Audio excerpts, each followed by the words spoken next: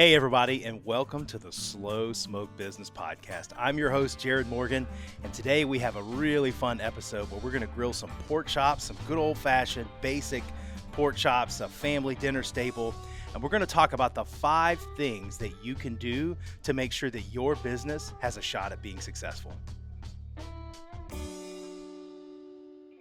All right, so for today's show, we are making some pork chops, right? And if you're following, if you're watching on YouTube, we're also going to start trying to put these episodes on Facebook to watch as well. So be looking out for that. But we're going with some pork chops, and these are some good-looking pork chops today. One of the things I've found is, like, if you just sort of stop buying your meat from the grocery store and you start buying it from a butcher shop. There's a couple local butcher shops here in Birmingham where I am, and they are fantastic. And so you get these guys have got a real good kind of bone cut coming off of them. And pork chops are just an easy thing to do for your family for dinner. I know my brother used to do them so much when his girls were growing up that it became a running joke that they never want to eat pork chops again. But it's because they're so easy, and if you get a good cut and you season them right, they can be so flavorful. So I'm putting a little barbecue rub on them now. We're going to season both. Don't everybody panic. I'm going to season both sides. People watch online and they go, "You only season one side." I know what I'm doing, at least as far as that goes.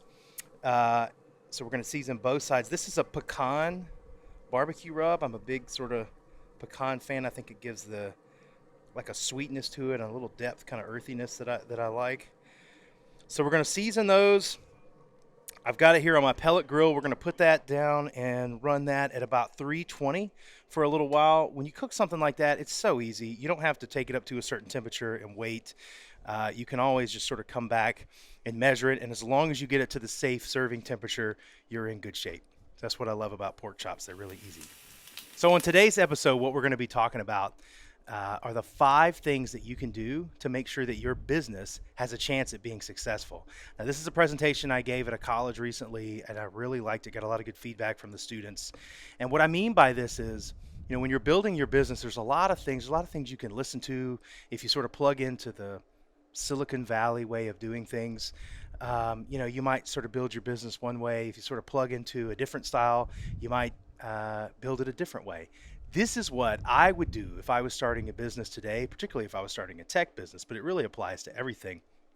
These are the 5 things that you can do to ensure that you have a good shot at being successful. You never know if you're definitely going to be successful, but these things will really help you get there and give you a much better shot.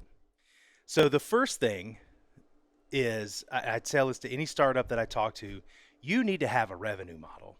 It's interesting when I talk to businesses that are starting up and they have got this, there was a rise of this in the mid 2000s where you saw social networks would just start up and they were going to say, "Oh, we're just going to build an audience and we're going to make it on advertising." And that is a model that works, but that's not really a model that you can survive on for long. And if you're going to do that, you've got to get really big, really, really fast.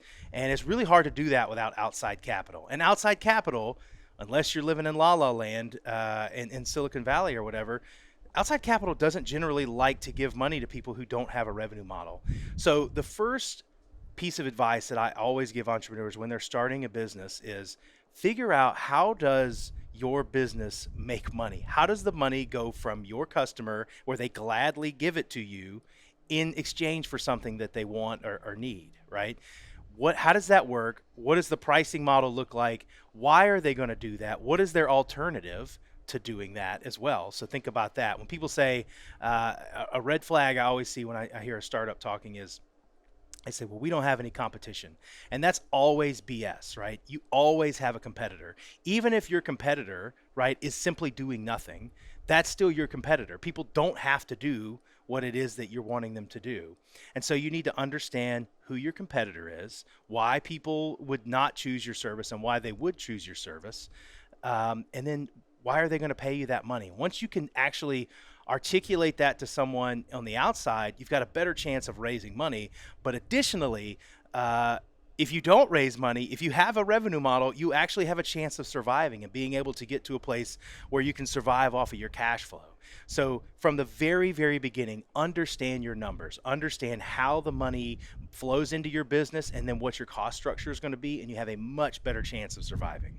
Now, the second thing is the what and the why of your company is far more important than the how. I can't tell you how many times I speak to someone who's a creator or a programmer or a developer, and they're so obsessed with all these little widgets and things that they can do, and they've built this incredible product, but because they actually haven't discussed with somebody why they would use it or what problem they solve specifically, no one actually wants to use it. No one knows how great this product is because they can't communicate why someone would want to use it.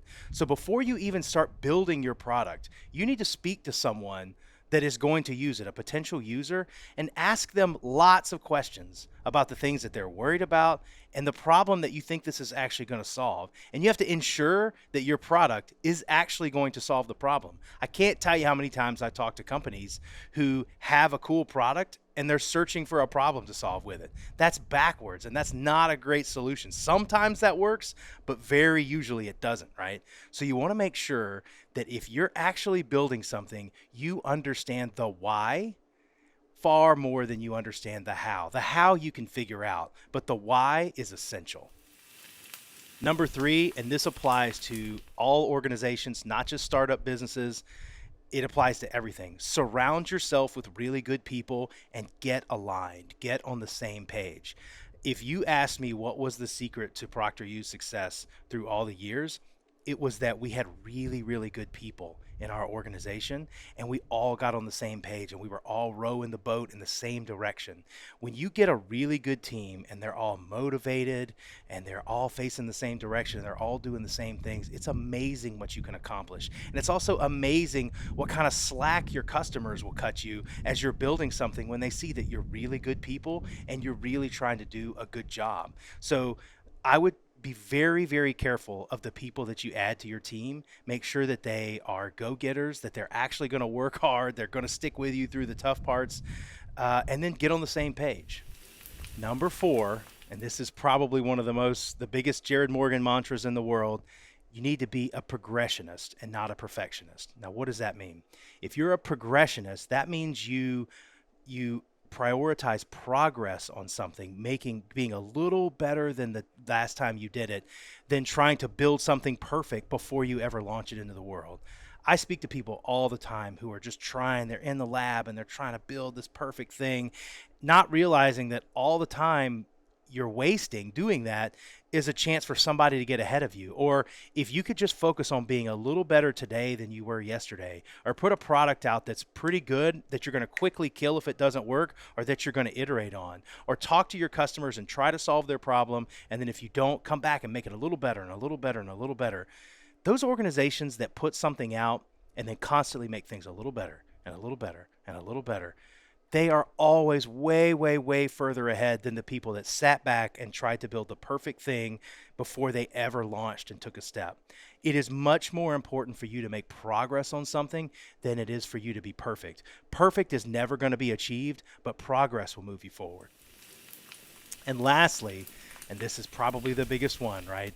Be the last to leave. This was something we talked about at Procter U all the time. We would go to trade shows in the early days.